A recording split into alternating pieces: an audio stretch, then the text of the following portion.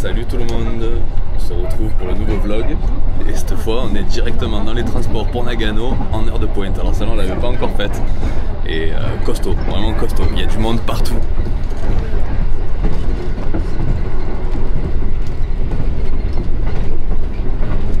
Donc si vous devez prendre les transports au Japon, évitez 7h30, 8h30, c'est pas le bon coup.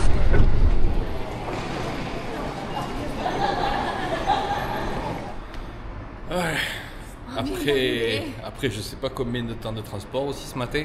Enfin on n'a pas eu tant que ça en fait, on a eu qu'1 heure de train, mais on a passé une autre heure, voire une bonne heure et demie dans la gare pour organiser notre départ d'après-demain. Qui à mon avis cette journée de transport mériterait à elle seule une vidéo parce qu'on doit rejoindre Tokyo en passant par je ne sais combien de villes et de stations différentes pour atteindre Tokyo. Ensuite de Tokyo, on va devoir trouver un autre train et acheter les tickets là-bas, sachant que Tokyo est une ville immense et les gares sont immenses aussi.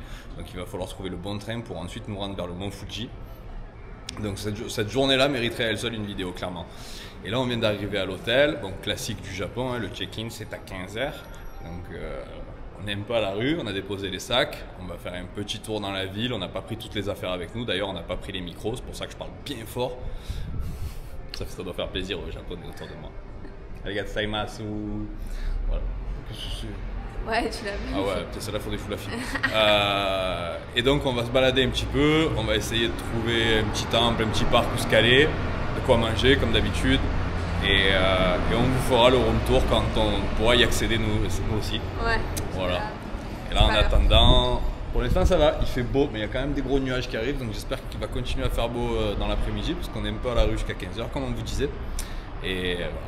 Sur ce, on vous montre la suite quand elle aura lieu.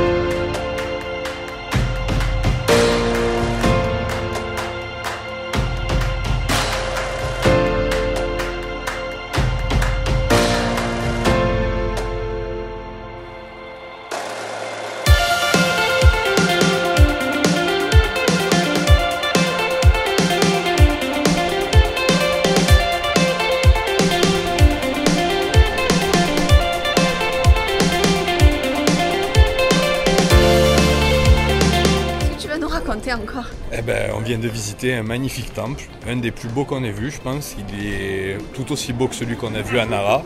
Mais malheureusement, il est un petit peu gâché par ce qu'en ont fait les Japonais. Enfin, nous, on trouve personnellement. C'est un temple de la consommation, surtout. Il y a énormément de boutiques jusqu'à l'intérieur du temple qui vendent des babioles made in China. Et toute la rue qui mène au temple, alors la rue en soi c'est pas bien grave, c'est normal qu'il y ait des commerces qui s'installent, il y a beaucoup de fréquentation, ça c'est tout à fait normal. Mais par contre, même après avoir passé la porte d'entrée du temple et l'enceinte, il y avait encore des tonnes et des tonnes de boutiques et on voit que c'est du toc et que c'est des trucs vraiment made in China, peu qualitatifs. Et c'était un peu dommage parce que c'était vraiment un très très beau temple. Non mais quand bien même ce soit ultra qualitatif, ça n'a rien à faire là, c'est surtout c'est un temple bouddhiste. On comprend pas. Pour avoir visité plein de pays où la religion bouddhiste est pratiquée, c'est vraiment qu'au Japon que j'ai retrouvé cette façon de faire très capitaliste. Et en même temps, c'est la 3e plus grande économie ou 4e plus grande économie de la planète. Donc on va pas leur enlever leur côté capitaliste. Mais c'est vrai que c'est un peu dommage. Ça nuit à la zénitude du lieu et à la spiritualité. On sent vraiment que c'est assez commercial. Et c'est dommage parce qu'il y a plein de choses magnifiques dans ce temple. Oui, c'est un des plus beaux temples. Ouais. Ça, clairement, avec celui de Nara où il y avait le plus grand Bouddha en bronze, on est sur le top 2 des temples. Mais voilà, il y a ce petit côté ça gâche. Shopping made in China qui vient gâcher l'expérience. Ouais. Mais bon, c'était quand même très joli. Et le parc autour le complexe autour, quand on sort des petites boutiques qu'on va derrière, c'était très très beau. Le moulin à prière là, magnifique. Ouais, non, vraiment un beau temple. Mais voilà, on vous a expliqué.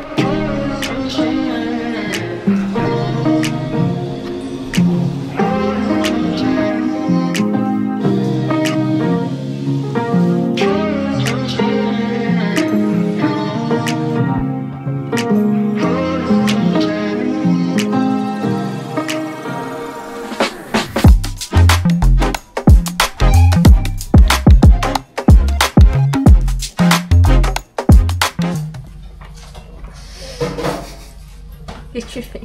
Je mange. Bon appétit. Bon appétit. On attend les gyoza aussi. Ouais. Le ramen et ça sent très bon. Il est 15h, on vient de récupérer la chambre. Je vous montre. Elle n'est pas grande celle-là, mais toujours plus grande que Osaka au final. L'entrée, le couloir, le bureau, la grande télé Toshiba. On a la vue aujourd'hui. Petit lit collé contre le mur avec petit canapé et la table. Attends, je vais voir la vue.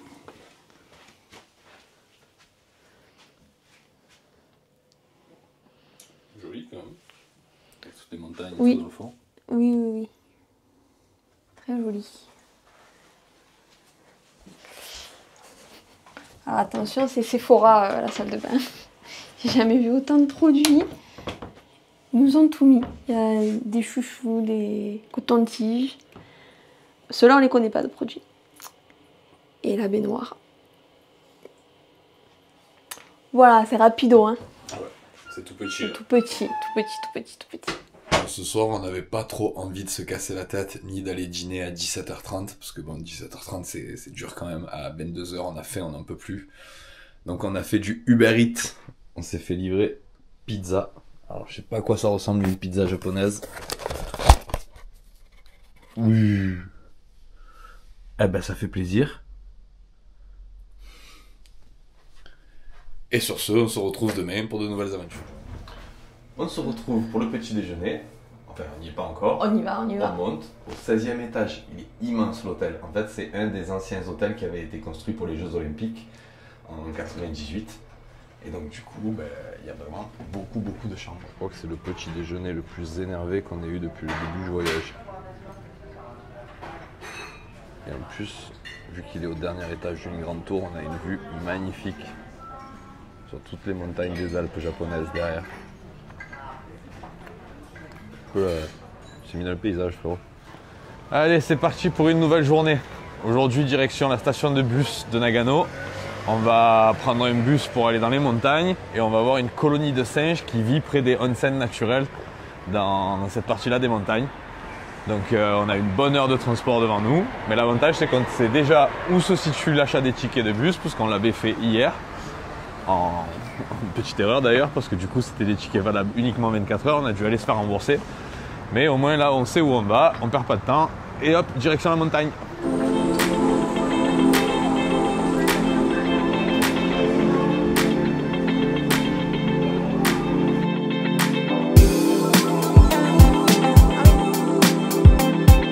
Alors, Nagano, elle n'est pas uniquement connue pour ses pistes de ski et ses singes qui se baignent dans les onsen, elle est aussi connue pour avoir accueilli les Jeux Olympiques.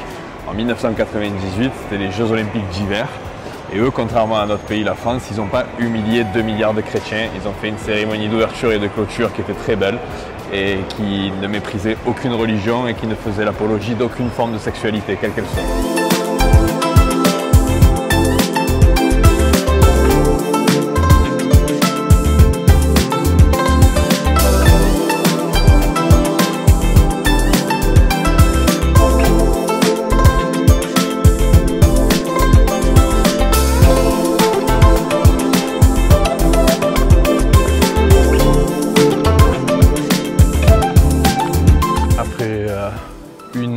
Une petite heure de trajet, qui fut une petite heure de sieste également. On vient d'arriver dans le parc national. Donc bonne surprise déjà, ça a l'air gratuit. Et là on attaque une petite marche à travers la forêt qui dure, difficile à estimer, on ne sait pas trop si ça mange beaucoup ou pas, mais en gros il y en a pour 2 km quasiment. Et c'est très joli. En tout cas c'est très joli, très calme. On n'est pas nombreux. On n'est pas excessivement nombreux. Je pense qu'il y a beaucoup plus de monde pendant la saison d'hiver parce que c'est un peu l'image que tout le monde vient photographier, c'est les singes dans la neige. On les entend. Non? Non, c'est un oiseau ça. C'est un oiseau? Ouais. Et voilà, allez, on est parti pour une petite rando et on vous montre ça en image.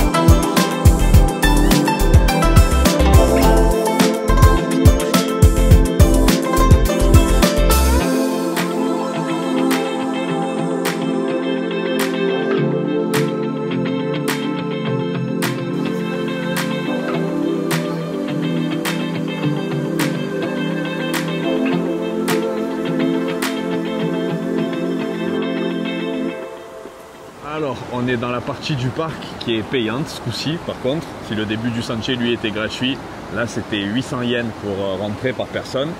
Et on se situe là où il y a les bassins d'eau chaude, là où les singes viennent se baigner.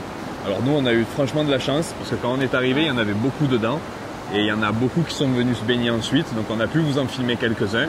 Par contre, ça fait plus d'1 heure et demie, ouais, une bonne heure.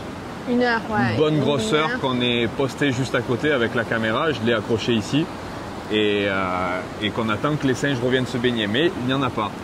À ça, deux raisons. C'est que déjà, les singes sont nourris. Ça, c'est un peu la partie négative de ce qu'on vient de voir. C'est qu'il y a une grande box là-bas avec un Japonais qui vient les nourrir de temps en temps. Et la deuxième partie négative, elle vient pas du spot en lui-même ni du lieu, mais elle vient du fait que la plupart des êtres humains sont moins intelligents et plus bêtes que les singes. C'est-à-dire que voilà comment est organisé le site. On va rien vous cacher, on n'est pas ce genre de youtubeur. Vous avez le bassin qui est juste ici. C'est un tout petit bassin. Et là, vous avez un chemin d'accès et une zone d'attente. Le truc, c'est que les singes descendent de la colline par ici. Et lorsqu'ils arrivent en bas, tout le monde les encercle. Pour faire une photo au smartphone, pour faire une photo avec leur caméra, leur appareil photo. Tout le monde les encercle, ce qui fait que la plupart des singes remontent ou alors descendent vers la rivière et remontent de l'autre côté, de l'autre versant. Et personnellement, je trouve ça bête parce que toutes ces personnes ont payé pour voir des singes se baigner dans des onsen, ce qui est unique dans le monde et qu'on ne trouve ici qu'au Japon, alors que des singes qui baladent dans la forêt, on peut en voir dans quasiment tous les pays d'Asie. Mais malheureusement, le comportement humain fait que les gens sont plus cons que les singes. Donc voilà. Il n'y a pas forcément ce que les gens sont venus chercher. Mais on a quand même eu la chance de pouvoir vous filmer quelques singes en train de se baigner. On va vous les montrer. Et en tout cas, c'était très beau. Ils ont vraiment une drôle de figure toute rouge. On dirait des babouins un peu. C'est rigolo. Mais ils ont un corps d'ours avec une petite fourrure bien épaisse. Ils sont vraiment très très beaux. On a bien aimé le moment. En plus, on est arrivé, c'était assez calme. Là, forcément, il y a plus de monde parce que les gens sont déçus. Ils arrivent, ils ne voient pas les singes. Donc, ils attendent. Et ouais, si c'était peut-être un peu mieux organisé, c'est-à-dire dans le sens où l'accès serait bloqué à une certaine distance du bassin pour limiter les comportements humains ridicules, ça pourrait peut-être être plus sympa. Mais en tout cas, c'était cool de les voir. Et même si vous n'en voyez pas de toute façon se baigner dans le bassin, il y en a énormément autour.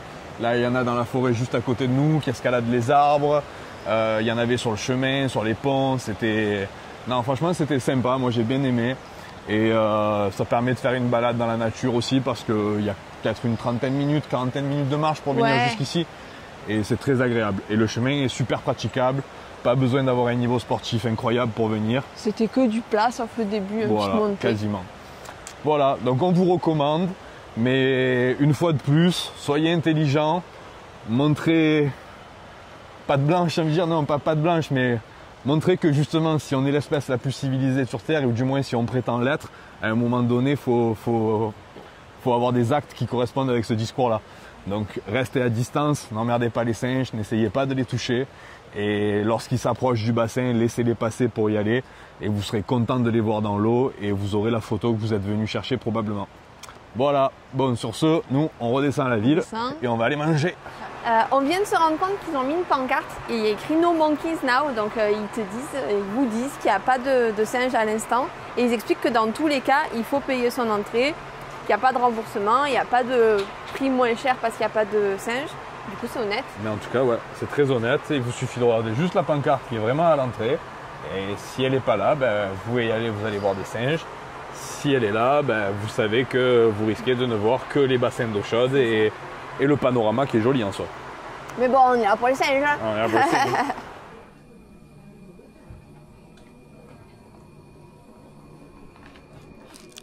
Faut qu'on parle. Non, si, faut qu'on parle. Anaïs, elle est passée devant un petit truc de apple pie qui avait l'air très très bon. Je lui dis, vas-y, tu m'en prends un s'il te plaît, je vais aux toilettes. Je reviens, elle en a un, déjà bien entamé. Je dis, il est où mon gâteau? Ça coûtait trop cher. Non mais toi, je te jure, tu vas finir le voyage au Japon au riz blanc. Mais alors bien blanc le riz transparent, je vais te le mettre. Voilà. C'est vachement bon. C'est sympa les Arméniens. Allez-y, mettez-vous en couple avec des Arméniens. Au Japon, moyen de déplacement favori des Japonais dans les villes, c'est le vélo. D'ailleurs, va savoir pourquoi, c'est peut-être un des seuls moyens de transport où il n'y a pas trop de règles. Ça roule sur le trottoir, sur la route. Enfin bref, ce que je voulais surtout vous montrer, c'est que tous les vélos que vous voyez devant moi, la quasi-totalité, ils sont pas attachés. Et il y en a des centaines, il y en a plus d'un millier, ça c'est sûr. Il y en a avec les sacs accrochés dessus. Et ça, franchement, ça fait rêver un pays comme ça, où toutes vos affaires sont en sécurité tout le temps.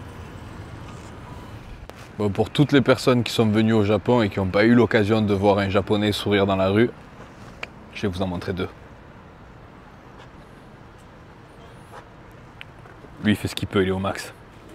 Bon, comme on est revenu un petit peu tard du parc, aujourd'hui, le repas, on le fait à la gare, dans un des snacks. C'est pas trop cher et j'ai goûté hier, c'était plutôt bon. Donc voilà, en plus la spécialité ici, c'est jus de pomme. Donc, jus de pomme. On a fini nos activités de Nagano. Ça veut dire qu'on n'avait qu'une journée ici sur place et qu'on a choisi d'aller voir les singes.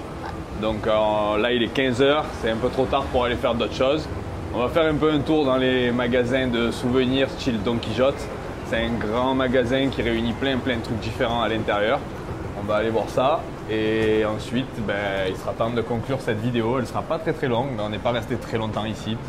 Donc voilà, et en plus on veut se préparer pour la journée de demain qui va être un périple. Épique. Épique. Ouais. Les magasins Don Quijote, c'est un peu la foire fouille du Japon. Il y a tout et n'importe quoi à tous les étages.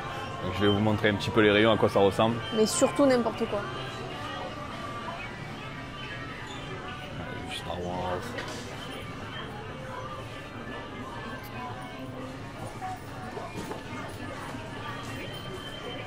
Il y a Kit Kat fraise, matcha, orange.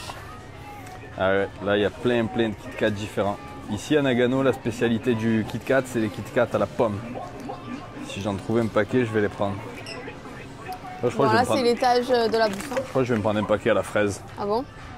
Ouais, je le vaux bien. Ce crossover quoi. Kit Kat et Milo. Allez hop, ça part aussi. Deuxième étage, l'électronique. Ah, je vais pouvoir trouver ma coque de téléphone. Il y a de tout. De tout.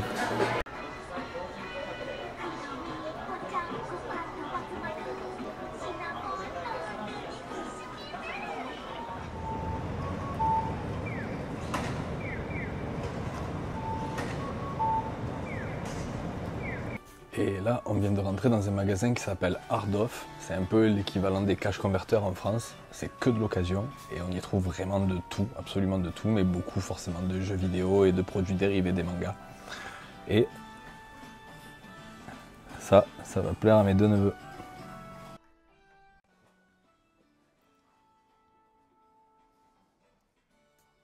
C'était sympa, il y avait pas mal de trucs, mais il n'y a pas la Game Boy Advance que je cherche. Ça aurait été ma Madeleine de Proust. Réussir à trouver une Game Boy Advance comme à l'époque, même une Game Boy Color. Ça aurait été cool, ça. Ouais. Ah ouais, ça aurait été trop cool. Mais il n'y avait pas. Par contre, il y avait des vieilles PSP, il y avait pas mal de jeux Super Nintendo, la Famicom. Il y avait vraiment des très vieux trucs, mais il n'y avait pas les Game Boy. À mon avis, les Game Boy sont pas mal recherchés encore.